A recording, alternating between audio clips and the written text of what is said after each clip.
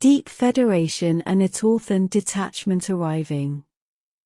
Hello again, thank you for being here with me once more. I hope you are all doing very well today. My name is Mari Swaruu.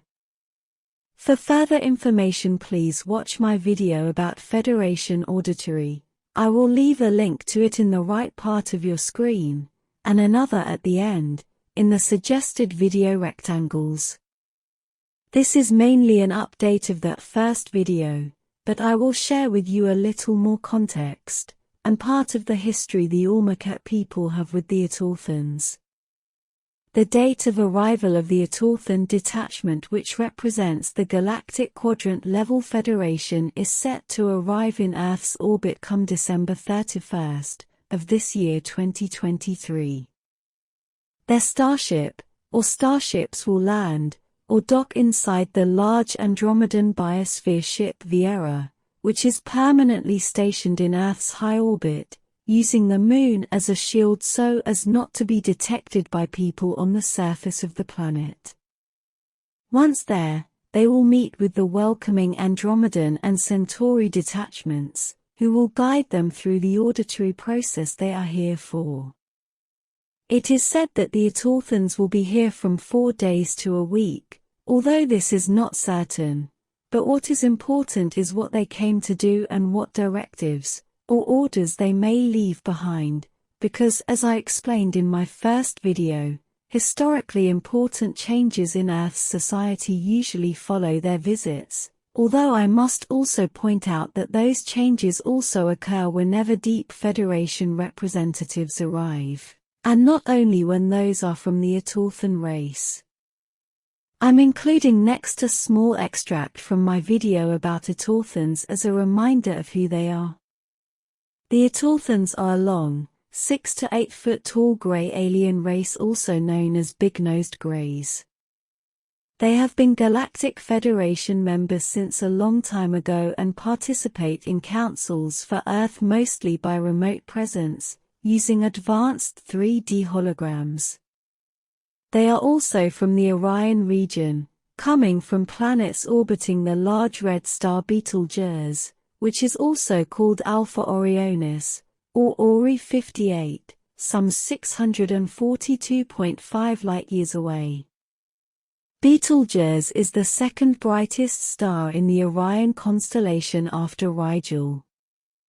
This species is highly advanced in ethics and spirituality and therefore are considered to be very positive in nature, at least that is what the Federation officially says about them. They are considered the ultimate gardener species, as they do the same as the little greys from Zeta Reticuli and often are found working with each other. They are also said to be helpers of other races, healers, and experts in genetics. They are known to terraform faraway planets to seed them with all kinds of plants, animals, and even with other races, some of them humanoid, who need a new home, and who are suitable to the conditions in each one of them. They are creators, healers of biology and of the soul, and their mission is to help other species and other individuals to evolve, grow and advance. And they do so because that is in their nature, and as they themselves explain, they do it because that's what they exist for, and because that is the way it has always been. They wear grey uniforms or flight suits in spaceships, and their elders in leadership roles wear long black robes. They do not talk, as they do not have vocal cords, they only communicate telepathically, among each other and with other species. They do not have genders, they can only reproduce artificially in special medical pods of their own design and construction, and they have extremely long lifespans. Although they are called large-nose greys, they breathe through openings in the sides of their heads, through the ear canals, and what appears to be a nose is not a nose, it is a flat part that has a gland that makes a noise for echolocation, as dolphins do. They are serious, stable, and nearly impossible to move or change. They are emotionless, stable and convinced that their logic is the best. The problem with this information is that it is coming from the Federation itself, as it is official data about the Etorthans, and as most of you know, the Galactic Federation at this dense material biological existential level we all live in is basically more government like the one on Earth, one being the mirror reflection of the other, and with the same bad habits. It is officially said that the Etorthans, being a race of greys from Orion, became positive in nature a long time ago, although the Federation never specified exactly when, and always uses the difficulties of calculating time in space as an excuse to hide this piece of information, which could be described or shared using time on Earth as a reference, as they have done countless times before. Although I have nothing against any member of this incoming detachment, there are some shady things that do worry me quite a bit, because they simply don't add up, so I'm sharing them with all of you, for this to be known. The first of the shady things is the simple fact that they are doing this behind human backs, which only continue their lives not knowing who, or what is controlling their society.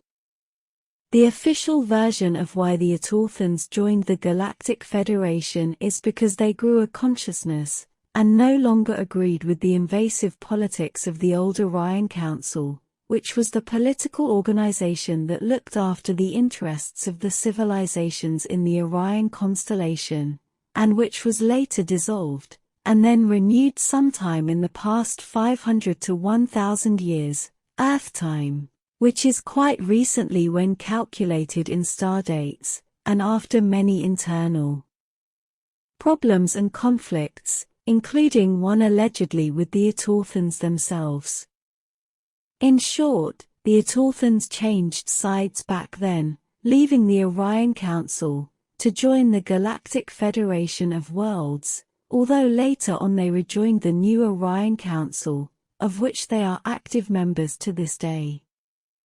The problem with this story is that it conflicts with the one the Urmah cat people from the star Vega shared with me, through one of their communication officers called Arishar, or Ari, in short, with whom I am in contact.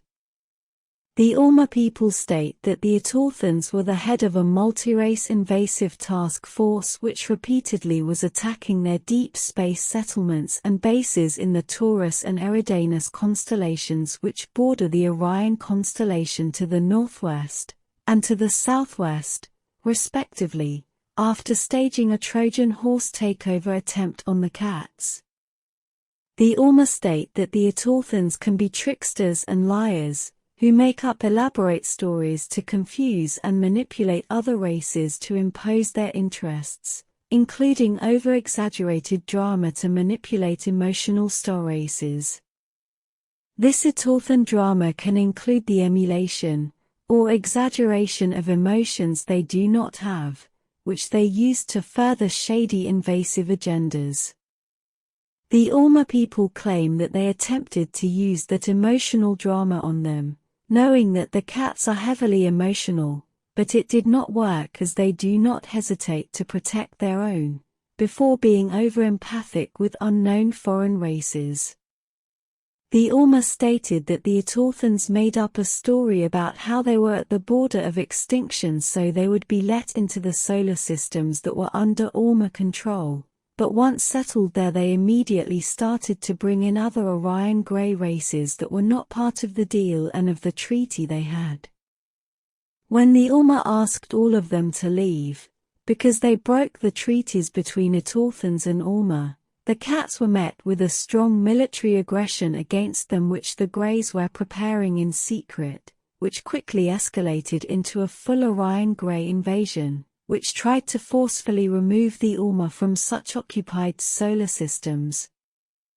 The Urmah, which are well known to be heavily armed, swiftly repelled the Orion aggression with their superior firepower and military tactics, squashing the Orion takeover attempt in a very short time. This conflict quickly escalated into a full-scale war between Urmah's Avian Council, and the old Orion Council. A conflict in which the Etorthans participated heavily, and in great numbers, exposing the lie about them being in danger of extinction, as they suddenly were everywhere, according to what the Urmah say. It is clear that the Orions badly underestimated the Urmah military power and response capacity, which managed to push them back into the depths of the Orion constellation where they came out from, while also decimating their multi-race Orion's alliance's military, which suffered heavy losses, and which was no match for the felines. This battle is considered to be part of the last stages of the infamous Orion Wars, and it is called the Battle of Rigel 7. This battle is taught in military schools of countless stellar races, as an example where a few well-armed Urmahs could fend off a force which was vastly superior to theirs in numbers, and only sustaining minor losses, while the other side was totally decimated. The Urmah in Earth's orbit right now state that the Etorthans are not to be trusted, and have only joined the Galactic Federation as a tactic to gradually gain control over all the star races in it. The Cats state that they see it as very difficult to impossible for an emotionless race to develop high ethics, as the Etorthans claim to have, as ethics cannot only have logic as a basis for everything, and whoever claims it can be, would be falling into being non-empathic with whoever does have them, as it would inevitably cause emotional neglect. It is clear that even though both races, the Urmah and the Etorthans, are officially Galactic Federation members, they couldn't be more different, and they obviously don't get along, therefore, that deep Federation detachment cannot expect any cooperation from their feline counterparts, as they don't even recognize the Etorthans to have any rank, nor political power over them. The Urmah state that they do not believe the new Orion Council to be anything positive, rather it would only be more of the same, but with a new manipulative mask, even though it is on good terms with the Galactic Federation, also having the Etorthans as their ambassadors. The Cats also state that they don't see why the Federation would repetitively appoint the Etorthans as their representatives, over innumerable other much better qualified star races. This inevitably leads us to ask uncomfortable questions, such as, whether the Federation has been infiltrated by regressive races, or not, even though other Federation authorities, such as the Andromedans, claim to see that possibility as impossible, and even ludicrous. Before ending today's video, I must say that I'm well aware that many positive star seeds on Earth are channeling the Orion Council, which is seen as a super positive entity, and I don't doubt it, removing all the charlatans first, of course.